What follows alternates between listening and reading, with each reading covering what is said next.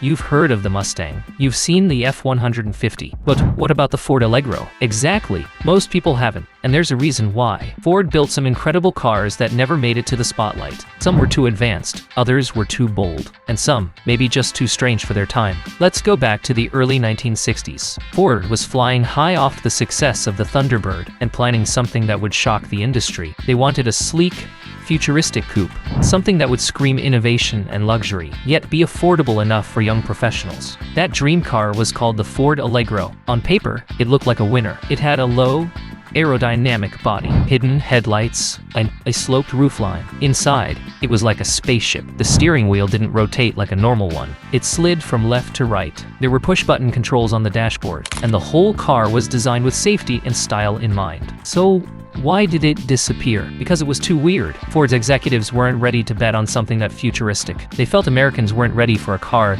that looked like it belonged in a sci-fi movie, so they buried it. The Allegro never went into production. Just a few prototypes were built. Then it was locked away, never to be spoken of again. But here's the thing. Years later, the ideas in the Allegro showed up in other cars. Sliding steering controls? That's in modern fighter jets. Hidden headlights? A trend in the late 60s and 70s. The Allegro was ahead of its time, too far ahead, and Ford simply couldn't take the risk. But that's just the beginning. Let's fast forward to the 1980s. Ford was in a different kind of race, the turbo wars. Everyone wanted small, powerful, affordable, performance cars. Volkswagen had the GTI. Honda was ramping up its Civic lineup. Ford, they had a secret weapon. It was called the Ford XP Turbo Coupe. Now, if you don't remember the XP, you're not alone. It was based on the Escort, but Ford wanted to give it a sportier edge. The XP looked sharp, especially the Turbo Coupe. With a more aggressive front end, sport seats, and a turbocharged engine, it could keep up with the best. Here's the crazy part. The XP Turbo had the same engine as the Thunderbird Turbo Coupe. That meant it wasn't just for show. It had real bite. It could hit 60 mph in under 9 seconds, which for a compact in the mid-80s was no joke. It even handled well thanks to its lightweight and tight chassis. So what happened? Ford didn't market it right. People thought it was just a fancier Escort. And it wasn't cheap either. Why buy an XP when you could just get a Mustang for a little more money? Sales were slow, very few were built, and Ford quietly pulled the plug. Today, the XP Turbo is a rare find, a forgotten performance gem from a time when Ford was experimenting with real courage.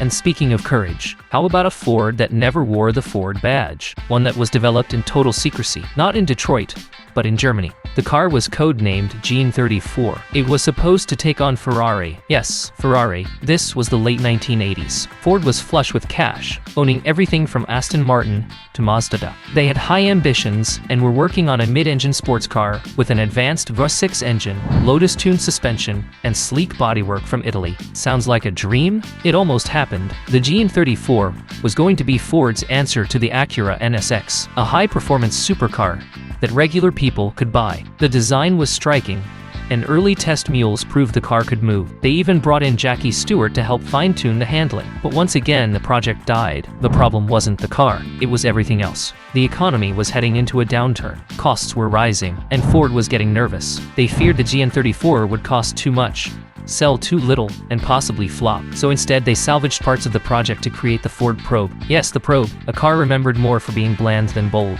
And that's the real story. Ford had the blueprint for a Ferrari fighter, but they backed away. And the GN34, one of the most ambitious cars Ford ever designed, became just another file in the archive. In the early 1970s, the future of engines wasn't pistons, it was rotors. At least that's what Ford thought. While Mazda was perfecting the rotary engine, Ford wanted in. Quiet, lightweight, and high revving. The rotary was supposed to be the next big thing, so Ford built a car around it. They called it the Ford XP 895, and it was like nothing else they had ever built. Imagine a sports car made of aluminum, with gull-wing doors like a Mercedes, and a rotary engine spinning quietly under the hood. Built in partnership with Reynolds Metals. Yes, the aluminum foil company. The XP 895 was more of an experiment then a prototype, but it worked, and it looked good doing it. The rotary engine, however, had a problem: fuel economy. In the middle of a global oil crisis, that wasn't something any car company could afford to get wrong. Ford eventually backed away, and the XP 895 became just another fascinating what if in Ford's history.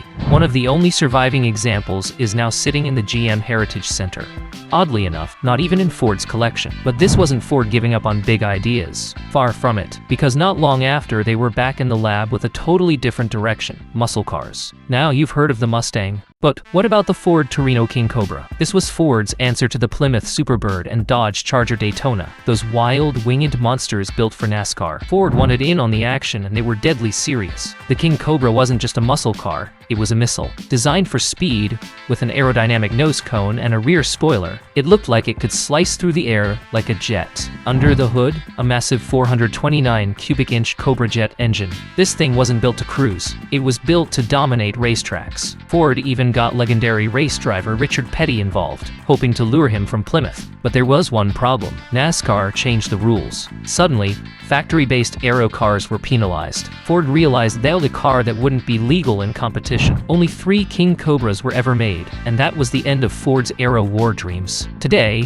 those 3 cars are priceless, not just because of rarity, but because they represent what could have been the fastest Ford of its time. In the 1990s, Ford decided to build something for the future, way ahead of its time. The world wasn't even talking about electric cars yet, but Ford, they already had one. It was called the Ford Ranger E. That's right. In 1998, Ford quietly released a fully electric pickup truck. It wasn't flashy, it wasn't fast, but it worked. It could drive up to 65 miles on a full charge. Not much today, but back then, it was groundbreaking. It used lead-acid batteries and was mostly offered as a lease vehicle for utility companies and government fleets. Why didn't you ever hear about it? Because Ford didn't want you to. Electric cars weren't cool yet. Gas was cheap, and nobody believed people would want an EV yet. So the Ranger EV got buried. No ads, no commercials, just a quiet release and an even quieter goodbye. Most were recalled and crushed by the mid-2000s, just like GM did with the Evan. It was the early days of electric,